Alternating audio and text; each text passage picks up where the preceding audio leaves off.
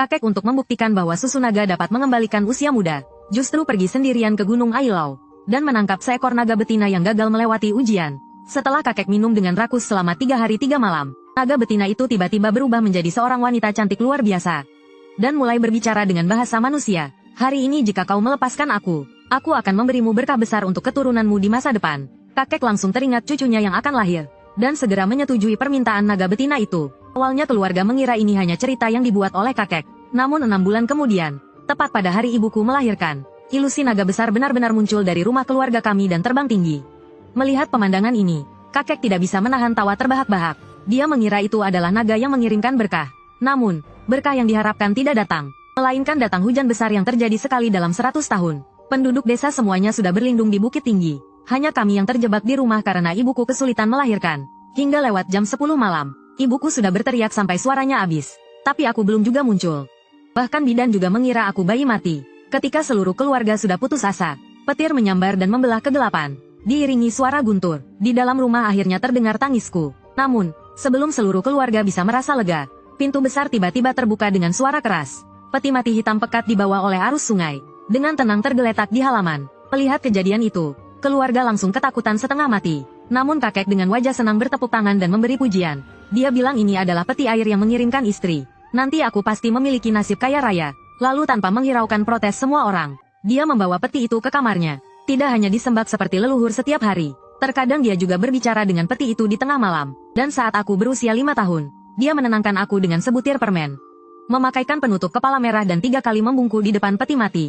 Saat itu aku masih kecil, tidak mengerti maksudnya. Baru 10 tahun kemudian aku tahu, aku dan benda di dalam peti itu sudah menikah. Adapun apa yang sebenarnya tersembunyi dalam peti mati ini, kakek selalu menutup rapat tentang hal ini. Hanya sebelum meninggal, dia memanggilku dan memberi pesan. Dia meminta aku untuk berjanji melakukan 2 hal. Hal pertama, setelah dia meninggal, aku harus menguburkannya dengan peti mati yang ada di rumah. Dia juga mengatakan akan ada orang yang datang untuk merebutnya dan aku harus menjaganya. Hal kedua adalah aku harus memperlakukan istriku dengan baik dan melindunginya. Hal pertama tidak sulit dimengerti, tapi aku tidak menyangka peti mati itu akan begitu berharga hingga ada yang ingin merebutnya. Sedangkan untuk hal kedua, sejujurnya aku agak bingung. Sudah bertahun-tahun aku bahkan tidak tahu apa yang ada di dalamnya. Tapi karena itu adalah wasiat kakek, aku hanya bisa mengangguk dan setuju. Namun, ketika peti itu dibuka, semua orang terkejut. Di dalam peti tidak ada tulang kering seperti yang kami kira, melainkan seorang mayat wanita yang tampak hidup dan cantik seperti Dewi. Aku memandangnya dan tidak bisa menahan diri untuk terus menghela napas. Dalam hati aku berpikir, jika dia bisa bernapas, aku rela mengorbankan 10 tahun hidupku untuk menikahinya. Namun sebelum aku berpikir lebih jauh, sebuah aroma aneh mulai keluar dari peti mati. Dalam waktu singkat, bau itu menyebar ke seluruh desa. Wajahku langsung berubah. Ternyata ini adalah aroma mayat. Selama 10 tahun ini, aku telah belajar dari kakek sebuah buku kuno. Di dalam buku kuno itu tercatat dengan jelas, aroma mayat bisa tercium hingga 100 mil. Makhluk aneh dan setan berebut untuk datang. Hingga saat ini, barulah aku memahami betapa sulitnya hal kedua yang dipesankan kakek. Belum lagi banyaknya penduduk desa yang tertarik oleh aroma ini. Yang paling parah adalah rumahku berada di lembah yang dikelilingi pegunungan. Siapa yang tahu berapa banyak roh gunung dan makhluk liar yang tersembunyi di gunung ini? Jika semuanya datang untuk merebut, mungkin 10 wanita pun tidak cukup untuk mereka bagi. Saat itu, ibuku dan aku sudah panik dan bingung. Namun, paman kedua yang sudah bertahun-tahun berkelana di luar justru lebih tenang. Dia bertanya berapa banyak keterampilan yang aku pelajari dari kakek. Aku menjawab dengan jujur, kira-kira sudah cukup. Paman kedua berkata, karena ini istrimu sendiri. Bagaimana cara menghadapinya? Kamu sendiri yang harus memutuskan. Setelah mendengar kata-kata paman kedua, aku mulai tenang. Sekarang dalam situasi seperti ini, cara terbaik adalah saat kakek dimakamkan, mengangkat mayat wanita itu dan membakarnya dengan api. Namun, selama bertahun-tahun di bawah pengaruh kakek yang terus-menerus memberi ajaran dan mencuci otak, saat peti dibuka, aku merasakan sesuatu yang sulit dijelaskan dalam hatiku. Dan kakek juga pernah mengatakan bahwa aroma mayat ini adalah aroma pil eliksir. Ini berarti tubuh wanita itu telah mengandung pil dalam dirinya. Dan bau harum yang begitu kuat menunjukkan ada sesuatu yang besar di baliknya. Tampaknya membakar mayat itu tidak bisa dilakukan. Meskipun kakek mengatakan mungkin akan ada yang datang untuk merebutnya. Namun belum tentu hari ini. Aku masih punya waktu untuk bersiap. Memikirkan hal itu, aku mengungkapkan pikiranku. Paman kedua, saya ingin memindahkan mayat wanita itu ke rumah tua kami. Rumah tua kami terletak di lereng gunung, jauh dari desa. Saat pembagian harta, rumah itu diberikan kepada paman kedua. Setelah dia pindah ke kota, rumah itu dibiarkan kosong. Paman ragu sejenak dan akhirnya setuju. Kemudian ayahku segera menyuruh penduduk desa yang mengerumuni untuk pergi, memanfaatkan kesempatan saat tidak ada orang. Aku membungkus mayat wanita itu dengan kain hitam dan membawanya ke rumah tua. Tidak peduli apakah itu bersih atau tidak, aku meletakkannya di atas tempat tidur sembarangan. Mungkin karena perjalanan yang panjang dan angin yang berhembus. Setibanya di sini, aroma mayat itu sudah banyak berkurang. Kemudian aku menyebarkan abu tanaman di sekelilingnya. Orang yang berpengalaman tahu, ini adalah cara yang paling sederhana dan efektif untuk menutupi aroma mayat. Saat aku sibuk mengurus semua itu, aku merasa ada sesuatu yang aneh. Di bawah kain hitam, sepertinya mata wanita itu terbuka. Hatiku berdebar, tidak mungkin dia bangun di siang hari, kan? Aku memberanikan diri dan dengan hati-hati membuka kain hitam itu. Aku baru bisa bernapas lega setelah melihat kedua matanya yang terpejam rapat.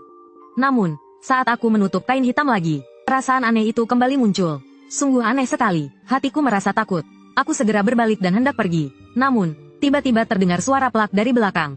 Kulihat sebuah buku kuno jatuh dari tubuh mayat wanita itu. Saat aku menoleh seketika, aku merasa mayat wanita itu sedang menatapku dengan tajam di bawah kain hitam. Aku tidak bisa menahan diri dan menarik napas dingin. Aku cepat-cepat berjalan ke sisi tempat tidur dan mengambil buku yang jatuh. Dengan mata terpejam, aku menyelipkan buku itu kembali dan segera berbalik pergi. Setibanya di rumah, aku dan paman kedua sibuk mengurus semua urusan pemakaman kakek. Karena masalah mayat wanita itu, aku tidak punya banyak waktu untuk bersedih. Aku menyendiri ke kamar dan menarik kotak kakek keluar. Ternyata meskipun kakek tidak terlalu hebat, namun perlengkapannya banyak. Di dalamnya ada pedang kayu persik, kompas, pedang uang, dan segala macam perlengkapan.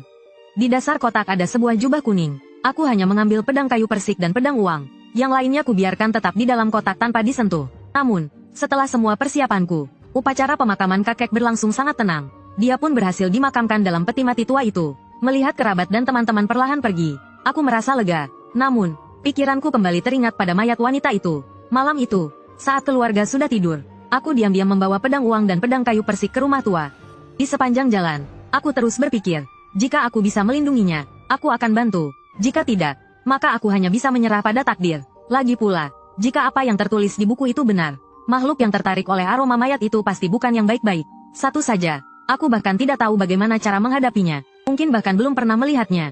Namun, saat aku hampir sampai di rumah tua, tiba-tiba ada sekelompok orang datang dari jalan setapak. Sepertinya mereka langsung menuju rumah tua kami. Aku buru-buru berjongkok dan bersembunyi di bawah pematang sawah. Ketika aku melihat jelas sosok mereka, aku tidak bisa menahan diri untuk menarik napas. Mereka bukan manusia, jelas mereka adalah sekelompok orang kertas dengan wajah kaku dan pakaian merah hijau. Di belakang orang kertas itu ada sebuah palang merah besar. Pada saat itu, tirai palang itu terbuka. Kulihat seekor hewan berbulu kuning dengan pakaian merah terang, berlari keluar dengan tampilan yang mirip manusia. Melihat penampilannya yang meriah, aku langsung mengerti. Ini jelas datang untuk mayat wanita itu. Hewan itu berjalan menuju pintu dan mengangkat sepasang cakarnya. Hewan itu membungkuk ke pintu dan dengan suara manusia berkata dengan jorok. Sayangku, suamimu datang untuk menjemputmu kembali ke gunung. Aku langsung marah besar. Hewan pengecut itu berani merebut istriku. Apa maksudnya? Si kunang-kunang kuning itu, ketika kakekku masih hidup, dia membunuh beberapa dari mereka setiap tahun. Segera, aku mengambil batu dan melemparkannya ke arah hewan itu. Hewan itu langsung terjatuh karena batu yang kulemparkan. Aku kira aku bisa membunuhnya dengan sekali lempar. Namun, aku terkejut karena dia hanya menggoyangkan kepalanya dan bangkit kembali. Lalu dengan marah dia berteriak padaku. Anak kecil, kamu tidak tahu siapa aku. Di sekitar sini, siapa yang tidak kenal aku? Huang Jiuye. Berani menghalangi urusanku. Aku akan mengambil nyawamu. Tidak disangka, ini benar-benar hewan yang sudah jadi makhluk gaib. Bahkan setelah dihantam seperti itu, dia tidak mati. Menghadapi Huang Pizi yang penuh amarah, aku juga mulai marah. Apa? Seorang manusia hidup takut pada seekor hewan? Aku menarik pedang uang yang terikat di pinggangku. Tanpa banyak bicara, aku langsung mengejarnya dan menyerang. Namun, Huang Jiuye tidak lari atau menghindar. Dia hanya menunjukkan senyum jahat di sudut mulutnya. Saat aku hendak menerjangnya, tiba-tiba ada cahaya hijau yang berkilat di matanya. Seketika aku merasa kepala berat dan tubuh terasa ringan. Pikiranku kabur. Pada saat itu, 8 orang kertas merah hijau datang mengelilingiku. Hatiku terasa menciut. Aku berpikir buruk. Huang Pizi ahli dalam menipu hati manusia. Sekarang aku jelas telah terjebak dalam tipuan itu. Aku hampir kehilangan kendali atas pikiranku. Aku menggigit ujung lidahku dengan keras dan langsung merasa sadar kembali. Segera, pedang uang di tanganku langsung melayang keluar, dan langsung membuat 8 orang kertas hancur berkeping-keping. Hanya terlihat tikus kuning kecil sebesar telapak tangan, langsung keluar dari kulit kertas dengan ketakutan. Tuan Huang Jiu menatap pedang uang di tanganku. Matanya berkilat dan dia mencoba mengelabuhiku. Aku segera kembali melemparkan pedang uang ke arahnya. Tuan Huang Jiu bereaksi cepat. Tubuhnya langsung jatuh ke tanah. Dia meluncur beberapa meter untuk menghindari pedang uang yang jatuh. Aku bisa melihat bahwa dia takut dengan pedang di tanganku. Aku segera berlari untuk mengambilnya dan mulai mengayunkannya ke arahnya. Tuan Huang Jiu melihat aku begitu berani dan sedikit panik. Dia berbalik dan mengangkat bokongnya. Tiba-tiba, Sebuah kentut dari seorang yang telah berlatih selama ratusan tahun terdengar. Pedasnya membuat air mata saya bercucuran dan saya terbatuk-batuk. Tuan Huang Jiu memanfaatkan kesempatan ini, membawa murid-muridnya, melarikan diri ke sebuah bukit dan berhenti di sana. Kemudian dia menoleh dan dengan marah berkata, "Anak muda, kamu pasti mati. Bahkan dewa pun tak bisa menyelamatkanmu." Itu yang aku katakan. Saya masih terhimpit oleh bau kentut tua itu dan tidak bisa berpikir. Ketika saya menoleh lagi, hewan itu sudah membawa murid-muridnya, melarikan diri ke dalam pegunungan besar di belakang. Melihat pegunungan yang diterangi bulan, saya tidak berani mengejar. Lagi pula, ada terlalu banyak misteri di dalam pegunungan besar itu. Setelah sedikit beristirahat, saya membuka pintu dan masuk ke rumah tua. Melihat wanita di tempat tidur, saya terperangkap dalam kebingunganku. Saya tidak tahu harus bagaimana melanjutkan dengan dia. Saya hanya berharap Tuan Huang Jiu tidak hanya berbicara besar. Jika dia memang yang terkuat di sekitar sini, maka dengan bau mayatnya yang menyengat, makhluk lain pun tidak berani datang merebutnya. Saya cukup percaya diri dalam menghadapi hewan itu. Apa yang kakek ajarkan kepada saya hanya belum pernah mencoba. Tapi saya tidak pernah meragukannya. Baru saja saya berhasil mengusir Tuan Huang Jiu. Sekarang saya merasa sangat percaya diri. Jadi, ketika aku merasa seperti dijaga lagi oleh mayat wanita itu, aku malah tidak merasa takut seperti siang tadi. Aku malah memutuskan untuk naik ke tempat tidur dan langsung berbaring. Berpikir tanpa arah sebentar, tanpa sadar. Aroma mayat itu semakin menguat di dalam ruangan. Aroma itu perlahan berubah menjadi aliran panas, dan terus menyebar ke seluruh tubuhku. Ketika aku merasa ada yang tidak beres, aku ingin berbalik. Tapi aku terkejut karena tubuhku tidak bisa bergerak. Tidak hanya itu, kelopak mataku begitu berat hingga tidak bisa diangkat. Tapi aku tidak merasa ngantuk. Sebaliknya, pikiranku sangat jernih seperti belum pernah sebelumnya. Dan saat itu, aku tiba-tiba mendengar suara desisan dari samping. Hatiku langsung berdebar. Jangan-jangan ini jebakan mayat. Apakah dia akan menghisap aku hingga kering? Seperti yang dikatakan. Apa yang kau takuti? Itu yang datang. Begitu aku berpikir demikian, aku merasakan wajah mendekat ke leherku. Sejenak, tubuhku tegang. Kulitku meremang, merasakan sensasi aneh. Saat aku terkejut, tiba-tiba, sesuatu yang dingin dan lembut menutupi bibirku. Apa maksudnya ini? Apa mayat wanita ini tidak menggigit leher untuk menghisap darah, tapi beralih ke bibir?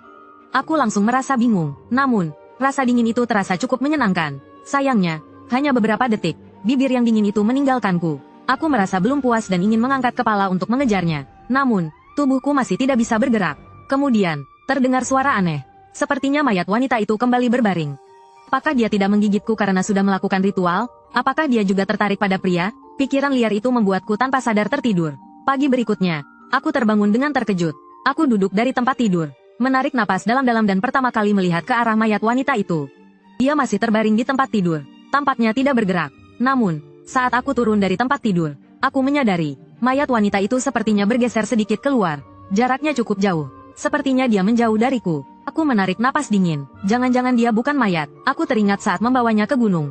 Anggota tubuhnya sangat lembek. Memang tidak seperti mayat. Aku ragu sejenak. Aku merasa sangat perlu untuk memeriksa lebih lanjut. Apakah dia masih memiliki detak jantung? Aku pun meraba dadanya lewat pakaian untuk beberapa saat. Beberapa menit kemudian, aku memastikan dia memang tidak memiliki detak jantung. Akhirnya, aku menarik tanganku keluar dengan rasa tidak puas. Tanganku dipenuhi dengan aroma. Aku merasa agak malu.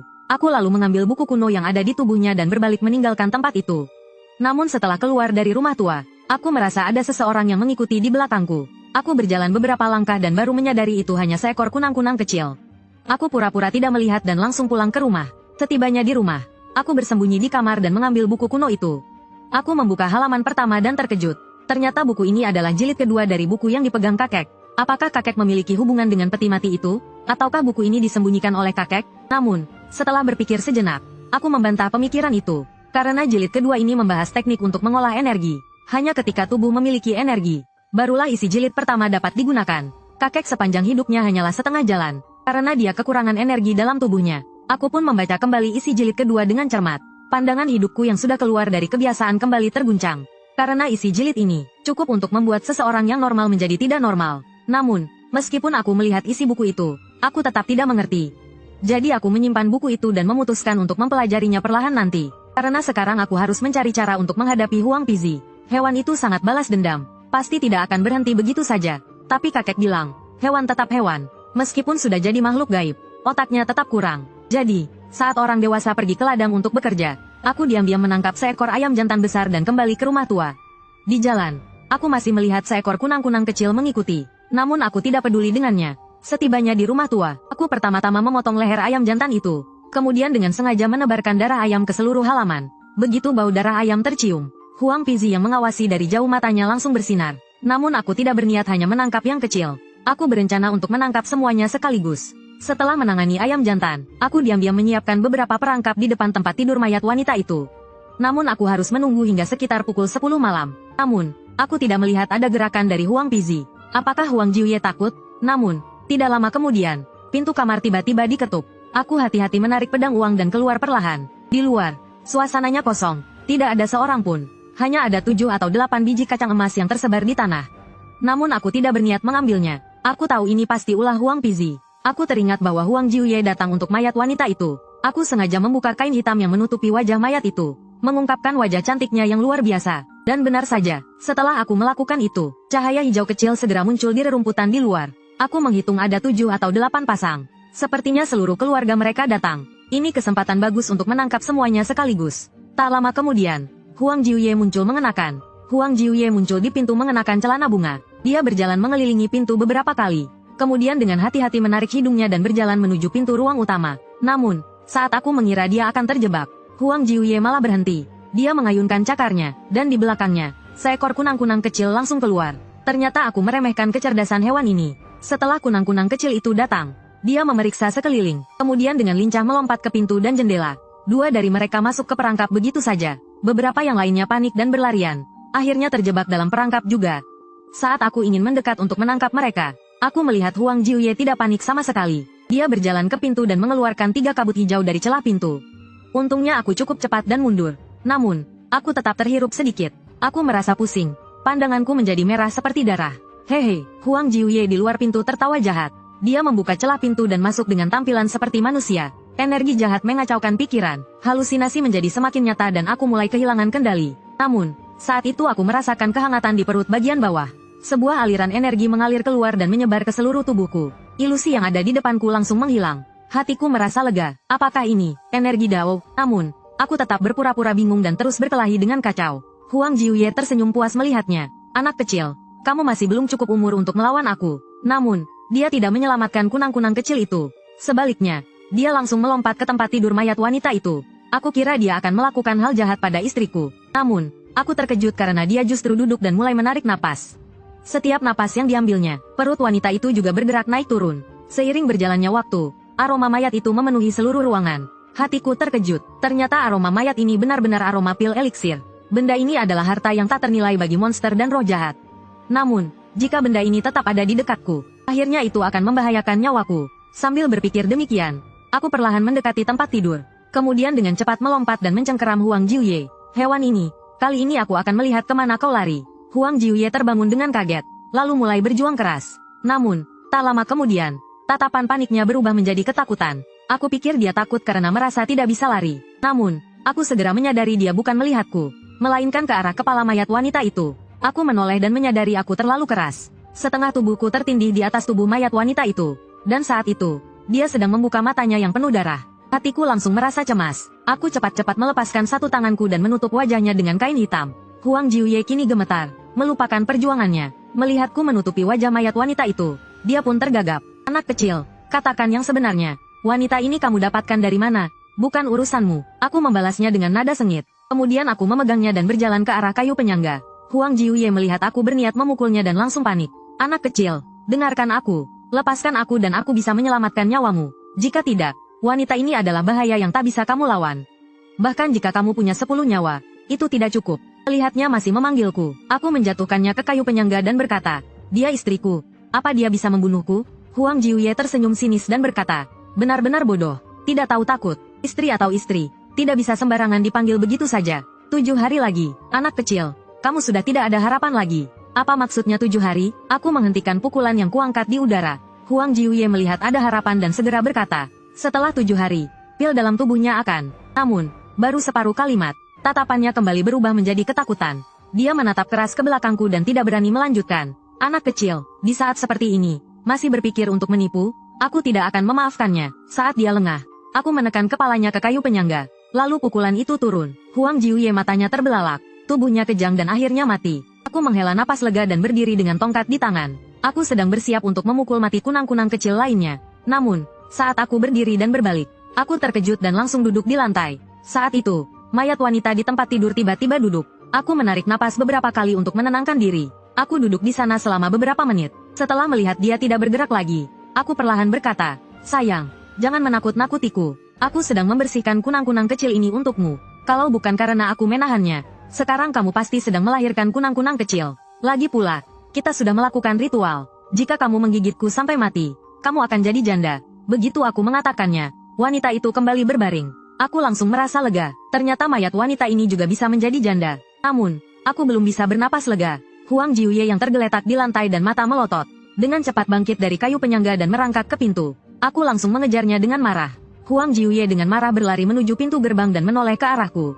"Anak kecil, suatu hari nanti kamu pasti akan menangis." Setelah mengancam, Huang Jiuye segera menghilang di tengah ladang. Aku sedikit kesal. Hewan ini memang pantas menjadi makhluk gaib. Kepalanya benar-benar keras. Namun, meskipun dia melarikan diri, anak cucunya masih ada di tanganku. Aku mengambil sebuah kandang besi dan memasukkan kunang-kunang kecil itu ke dalamnya. Setelah semuanya selesai, aku berteriak ke ladang yang sunyi. "Jika malam ini tidak diselesaikan dengan jelas, besok pagi aku akan membuat anak cucumu ini merasa ngeri."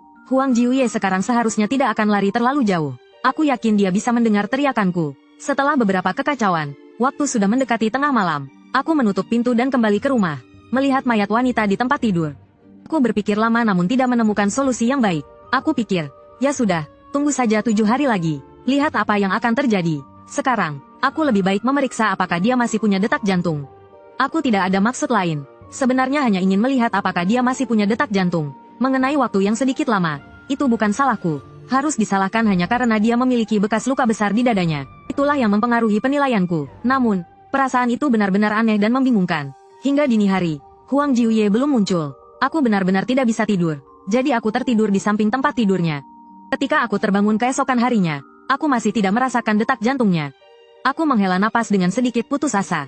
Sepertinya aku hanya bisa mencobanya lagi malam nanti. Ketika aku keluar dan melihat sekumpulan kunang-kunang kecil yang tergantung, aku menatap mereka dengan penuh kebencian. Kalau mereka tidak datang, maka jangan salahkan aku. Aku mengambil sebilah pisau parang berkarat dan mulai mengasahnya. Dengarkan suara pisau yang tajam itu.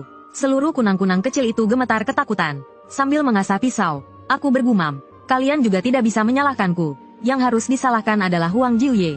Dia yang membiarkan kalian seperti ini." Setelah mengasah sebentar, aku mulai merasa cemas. Kenapa Huang Jiuye belum datang juga? Apakah dia benar-benar tidak peduli lagi dengan anak cucunya? Aku tidak bisa bergerak tanpa membunuhnya. Itu pasti. Jika tidak, itu hanya akan memperburuk permusuhan ini. Setelah mengasah lebih dari setengah jam, aku akhirnya kehabisan kesabaran. Aku langsung mengeluarkan seekor kunang-kunang kecil dan meletakkannya di kayu penyangga. Saat itu, terdengar suara Huang Jiuye di luar pintu dengan nada memohon.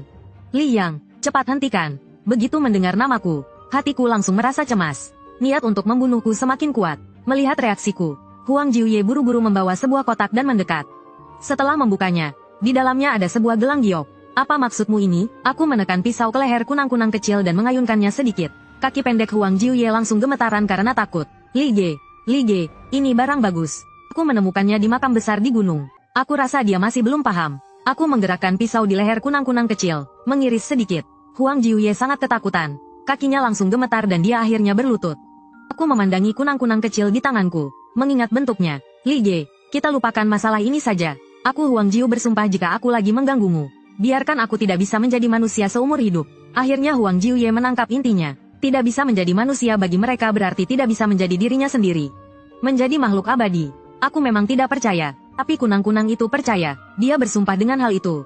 Cukup untuk membuatku merasa tenang. Aku juga tidak ingin membuat masalah semakin besar. Jika dalam radius 100 mil hanya ada satu tokoh besar seperti Huang Jiu, dia tidak akan mengganggu mayat wanita itu. Masalah ini akhirnya selesai dengan baik. Setelah meletakkan parang, Huang Jiuye berkata lagi, "Li Ge, ada sesuatu yang perlu aku ingatkan padamu. Ada tokoh besar yang datang di radius 100 mil ini. Aroma mayat itu sudah tersebar 5 atau 6 hari. Tapi aku pikir dengan adanya Huang Jiu, kita bisa menunggu beberapa hari lagi."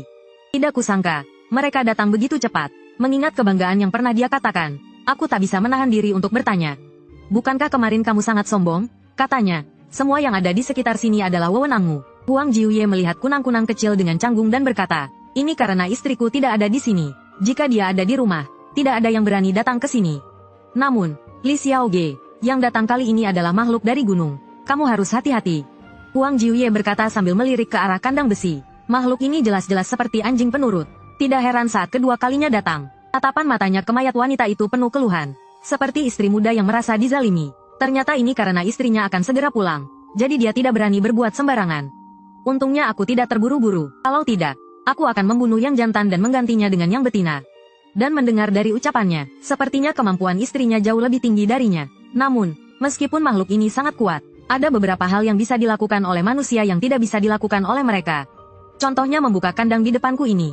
Dia tidak punya kemampuan itu. Karena menghormati istrinya, aku tidak menyusahkan dia. Aku membuka kawat besi dan melepaskan kunang-kunang kecil di dalamnya. Lalu bertanya, "Bisa kamu ceritakan padaku, apa sebenarnya yang datang itu?" Namun, begitu kandang dibuka, sikap Huang Jiuye berubah. Dia berdiri tegak, mengangkat cakarnya dan berkata, "Li Xiaoge, kita tetap teman. Kita akan bertemu lagi."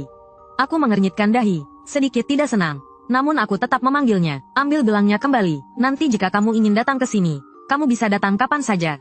Huang Jiuye dengan cepat memutar matanya dan berkata, "Li Xiaoge, sebenarnya, aku tidak tahu apa yang datang dari gunung itu. Kalau begitu, kamu tidak perlu datang lagi. Jika tidak, aku akan memukulmu setiap kali bertemu." Huang Jiuye langsung panik. Jangan seperti itu. Kalau begitu, kamu buatlah syarat baru." Aku berpikir, mungkin istri Huang Jiu benar-benar adalah pemimpin utama di sekitar 100 mil. Informasinya pasti sangat cepat, jadi aku mencoba meminta sesuatu yang lebih rendah. "Aku tidak akan menyulitkanmu, tapi kalau ada kejadian apa-apa di sekitar sini, bagaimana kalau kamu beri aku informasi lebih awal?" Permintaan ini sangat mudah bagi mereka. Tanpa pikir panjang, dia langsung setuju. Setelah Huang Jiu pergi, aku merasa sangat berat. Jika makhluk dari gunung sudah sampai di radius 100 mil ini, kemungkinan malam ini mereka akan datang. Sepertinya aku harus segera mempersiapkan diri.